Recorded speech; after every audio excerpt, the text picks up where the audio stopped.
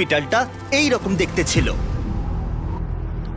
প্রত্যন্ত অঞ্চল হওয়ায় এখানে কোনো ইলেকট্রিসিটি ছিল না, তার মানে স্থানীয় ডাক্তারদের চিকিৎসার সরঞ্জাম ব্যবহারের সুযোগ ছিল না, এবং মাঝে মাঝে অন্ধকারের মধ্যেই জটিল অস্ত্রোপচার করতে হতো একটা ফ্ল্যাশলাইট আর সাধারণ কিছু সরঞ্জামের সাহায্যে। এদের যদি উন্নত চিকিৎসার প্রয়োজন হয় তাহলে তাদেরকে কয়েক ঘন্টা হেঁটে অন্য জায়গায় যেতে হয়, আর এই সীমাবদ্ধতার ফলে এখানে মৃত্যু আর গর্ভপাতের ঘটনা প্রায় ঘটছে। তাই আমাদের লং টার্ম পার্টনার গিভ পাওয়ার, যাদের সাথে আমরা আগের 3টে বিস্ট ফিলান্থ্রপি ভিডিওতে কাজ করেছি, ড্যান আর ড্যারেনকে তাদের সাথে খোলগাঁও গ্রামে পাঠিয়ে দিলাম এই সমস্যার সমাধানে সাহায্য করতে, যেখানে তাদের দারুণ অভ্যর্থনা জানানো হয়েছিল, আর জায়গাটা ছিল নিঃসন্দেহে পৃথিবীর অন্যতম সেরা জায়গাগুলোর মধ্যে একটা।